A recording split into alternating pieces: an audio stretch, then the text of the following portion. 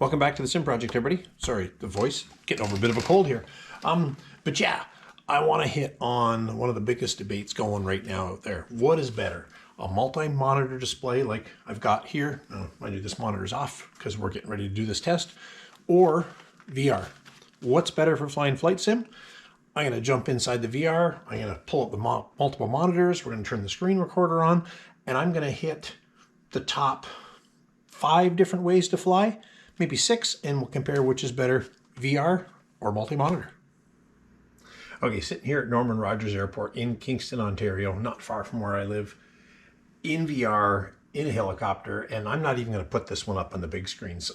There is no debate here at all.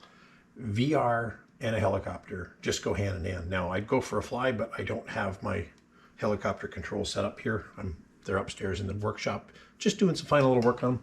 But as you can see, I mean, I can look anywhere. You can look out. You've got depth perception. There's no issues. Too bad hand tracking didn't work to flip those switches and stuff up there. But you can turn, you can look, you can see your feet. You can't do this with using just a hi-hat, and you need it in a helicopter. And you need that depth perception. So when you're landing, you can look out the window and stuff, and you can see the ground coming in and get that feel of motion. So VR versus monitor helicopters, score 1 for VR.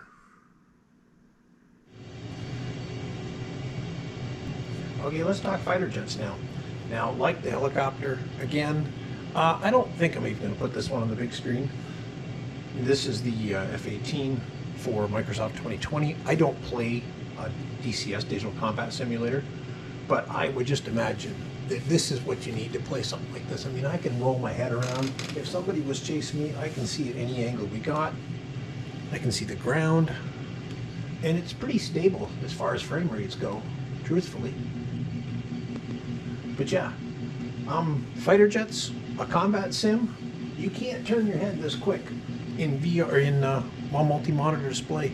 Even if you were using like something like Track IR or something to that extent, you're just not going to be able to turn those views that quick to see what's going on around you and get an idea.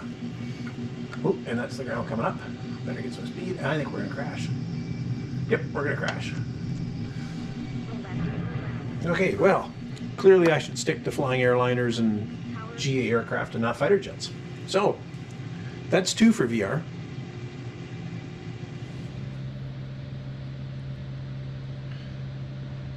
Okay, our next comparison is general aviation VFR flying. And so we're in the Cirrus SR22 Turbo, and things look nice. I mean, graphics are good. There's a golf course down there we're going over. You know, some pretty good houses. And we'll fly over Richardson Stadium here. I got a scenery add-on pack for Kingston, Ontario. And it's got some nice graphics of the stadium here. You can see the Queen's University logo on it and everything. And that looks pretty good. That looks pretty clean. Flight Simulator doesn't do the weather very well, or the seasons very well, because of course today's like the 27th of October. Nothing is this green anymore in this area. But yeah, it looks pretty good. The VFR is not bad. We can turn our head around a lot, nice and stable. Here's the problem. And this is what I've noticed, and we'll really see it when I get into the 737. The cockpit is too small. I've been in a real Cirrus SR22. I'll throw a picture up here. I was at Cirrus Life back early in the spring in Toronto and got to sit in a brand new SR22 G7. They are not this small. There is a sizing issue with VR. More so, I mean, let's blame this on Microsoft Flight Simulator, not on the VR itself, but they go hand in hand. I mean, I can look up and the ceiling is like right there, but the controls feel farther away than they really are. The door panel is right next to me. A 22 has got way more room inside of it than the VR version does, and I don't think I took a picture of myself in it, but I'll put a little clip of that video here as well. And yeah, so there's definitely a sizing issue. The VR, the textures, the colors look nice. They do look nicer in the monitors, and let's flip over now to the monitor view and I'll show you the difference. Now we're VFR in the multi-monitor setup, coming right up on Richardson Stadium here again at Queen's University. You're gonna have to catch it off the front as I go by because I'm not screen recording on that monitor mind you. But as you can see, just look at the green. The green, the black, the yellow of the lettering. It just pops. It's so much sharper using a multi-monitor setup than it is in VR. And that's of course because these are 4K screens. I'm only running them at 1080, which that really surprises a lot of people. Mostly the fact is my poor 4060 card, it runs the three screens at 1080 with no problem whatsoever. I'm pulling like 45 or 50 frames a second. They're only a 60 hertz refresh, so you're only going to get maximum 60 frames anyways out of these. But it's nice, it's smooth. The settings are pretty much maxed right out as far as graphics quality, and it looks great. So for VFR flying, this is kind of going to be a toss-up. Let's take this down to just really personal preference. My preference, I'm going to score this one for the multi-monitor setup or a monitor in general, just because as far as I'm concerned, the image quality is far sharper than the Quest 3 will kick out. There are a couple new VR headsets coming out, and I saw one online here a few weeks ago where it's got a 5090 card built in. 5090, maybe it's only 4090 card, can't remember, but it's built into the headset. Now this headset was like $6,000 up here in Canada. Crazy way out of the reach of most people. These screens, I paid $249 for these screens last year on a, well, let's call them Boxing Day. It's an after Christmas sale we get up here in Canada. But yeah, $250 for, you know, a 58-inch 4K monitor or TV. And yeah, the quality is excellent. VFR, hands down, in my opinion, monitor's the way to go. Okay, so that's helicopters and fighter jets out of the way. Let's get into airliners, because, you know, probably with flight sim, that's what most people are flying. So we're in the PMDG 737. We're back in VR.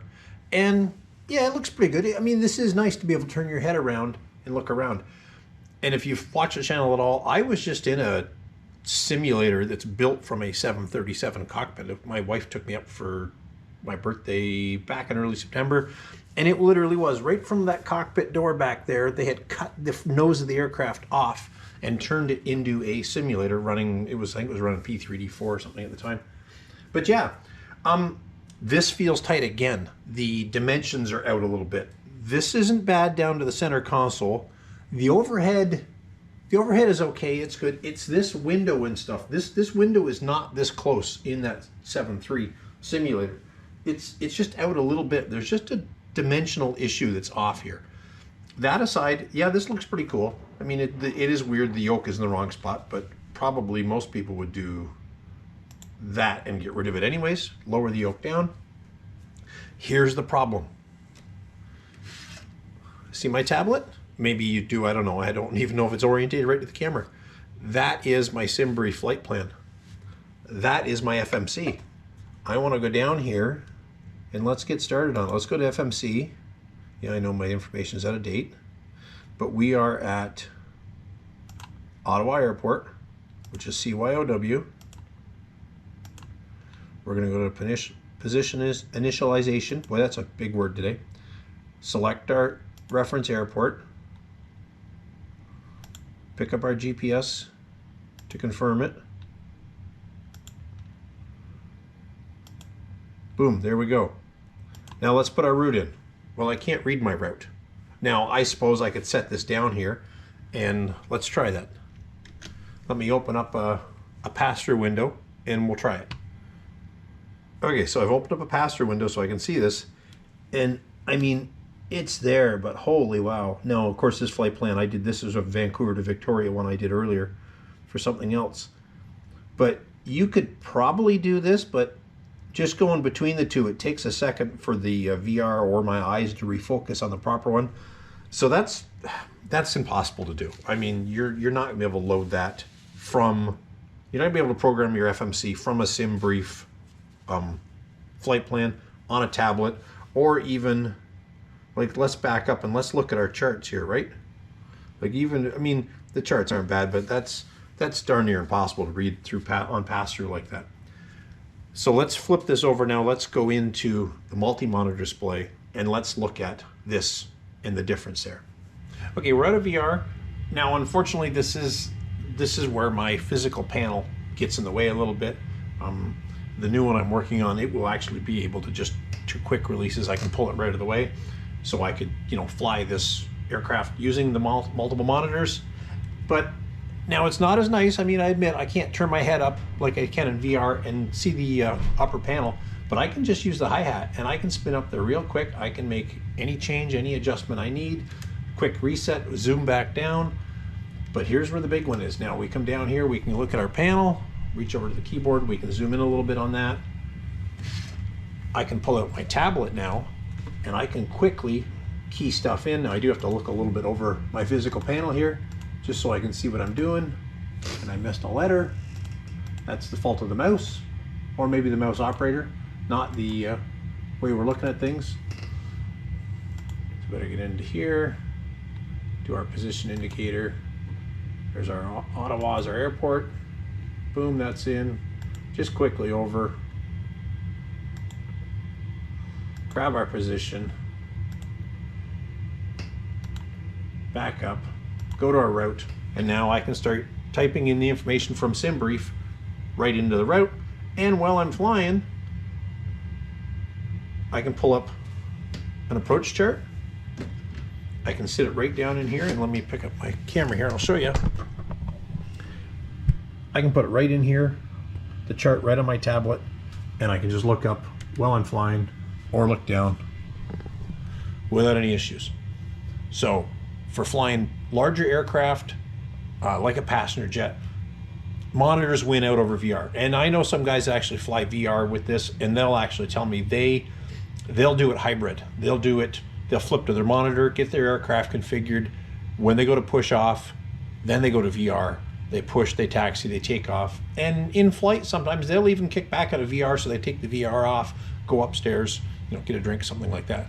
But the way I see it, I'm not playing hybrid games here. I want to do one or the other for flying big aircraft like a 737, big passenger stuff, where your view really isn't changing a whole lot. You're looking mostly out the windshield for a large percentage of the flight. I would say the monitors win over VR in this one. Okay, now let's talk augmented reality and physical panels. Now this is inside 2020. I know if you've ever seen the Warthog project, he's got that A10 he did, the augmented reality he's got working is phenomenal on that, and a lot of that has to do with how he's running it. I'm talking just basic running the flight sim with some basic panels you've built yourself. Like I've got a 3D printed panel. So we're zipping along here. We're just took off out of Kingston again. The King Air, pretty nice looking aircraft inside. Size-wise, this way it looks okay. I've just hit the camera because, of course, VR, you don't know what you're doing. Over here, that just seems way too tight. And look where the armrest is. I should be over even further. So, again, some sizing issues. You can see look at this side over here. What are we doing? 180 knots, 2,500 feet. We look on this side where I've done the virtual pass-through, and the display doesn't work. And that's a limitation with 2020. The Garmin suite of avionics, they don't work in a pop-out with VR running. There's our multiple views. There's our physical panels. As you can see, the live information is changing. I want to go up, I want to change my radio frequency. Say we're on VATSIM, we're going to go to Unicom, 122.8. There's our 122.8. Come down here, we'll dial our guard frequencies already in. We can come over here and we can monitor both COM 1 and COM 2 now. So in 2020, dealing with the Garmin panels, pass-through's just not there. This program itself doesn't support pass-through. So if you're going to build something physical like I've done, as you can see, there's a glare shield, got a couple old SATEC panels kicking it around down there. Physical panels, you're going to want to do a multi-monitor setup. You're not want to go VR. Like I said, Warthog project, he's done it for DCS, and it looks really cool. But he's gone overboard. If you followed that project, he's 10 years into this. He's built a one-to-one replica. If you're going to do something like that, yeah, VR pass-through, that would be so cool. Generic panel building in 2020, and like I said, I haven't tried this in 2024. I'm not sure. But it appears that you're going to want to go with the multi-monitor setup. Okay, so let's total up the scores. Helicopters, most definitely VR. That's not even up for debate, that one. Fighter jets, like if you're flying DCS, something like that, or even playing around in 2020 with the fighter jet, yeah, VR is most definitely the way to do it. Heavy iron, 737s, A320s, even like Q400s, Dash 6s, things like that, where you've got a lot of level flight once you get the aircraft going. I would say monitors. I mean, yeah, you can hybrid it like I was saying, but truthfully, no, I would go monitor because your view isn't changing. You don't need to be spinning your head around quick to see different things. It's a stable view. You're looking out the window. You're really just monitoring the plane probably as it flies along for the most part. I would say monitor the way to go over that one. VFR flying. This is the one I'm sure is going to generate the most debate. To me, VFR stands is visual. It means looking out the window and seeing what's going on. If you're going to look out the window and see what's going on, you want the best quality view you can have. Monitors give you that. Like I was saying, these are 4K, but I'm only running in 1080, and even that is a nicer image than what my VR produces.